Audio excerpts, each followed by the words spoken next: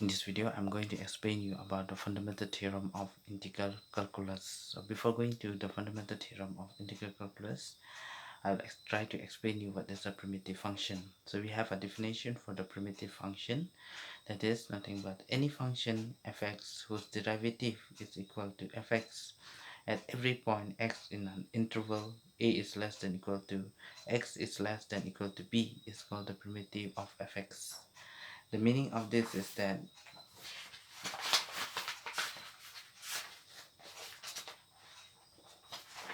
suppose you take a function here. Okay? So I am taking a function fx. I want to find, I'm taking this is my function fx. I want to find what will be the primitive of this.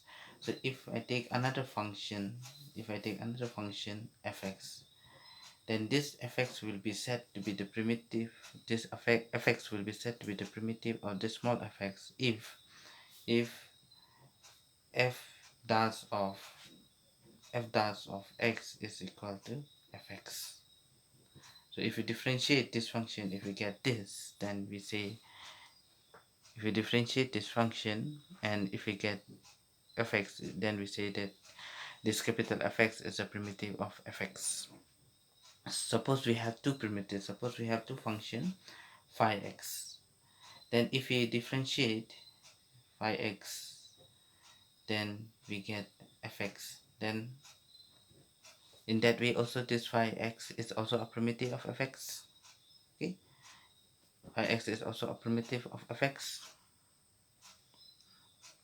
So we get two primitive of fx. So if we have two primitive of fx, then they will differ from each other by a constant. So if we take fx here, then fx will be equal to phi of x plus c.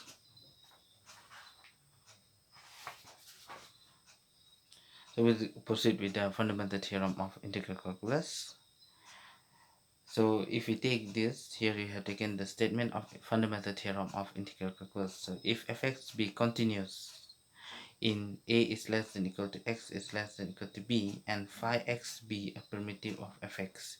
So they have given you already that phi x is a primitive of fx. Then we have to show a to b fx dx is equal to phi of b minus phi of a. So to do this theorem, that we are going to prove this theorem, in order to prove this theorem, I'll consider function fx. So here I'm considering the function fx equal to a to x fx dx. Now we'll try to differentiate this. So if we differentiate this function, okay, since the function is continuous, so if I differentiate this function, f dash x will be nothing but it will be fx.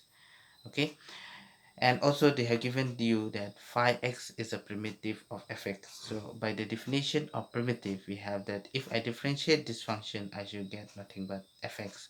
So also we have phi dash of x is equal to fx.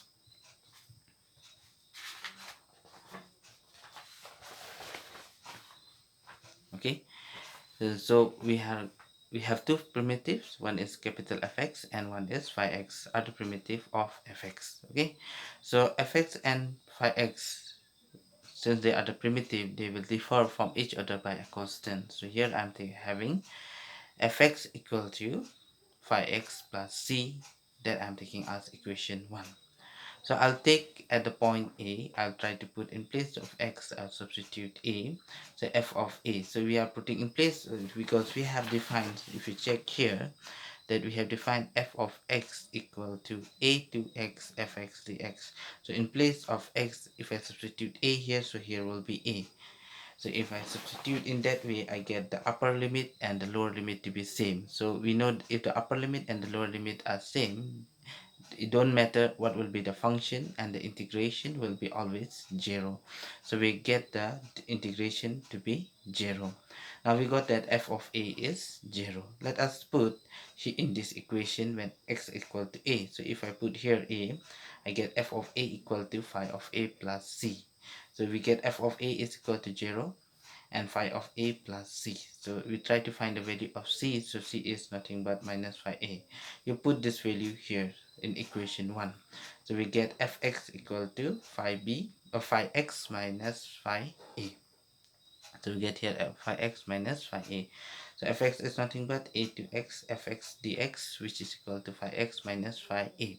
So in particular, if we take x to be equal to b, so if I take x equal to b, here we have a to b fx dx equal to nothing but, since I've taken here x is b, so here also will be b. So we get here phi b minus phi a, and that is nothing but the fundamental theorem of integral calculus. Thank you.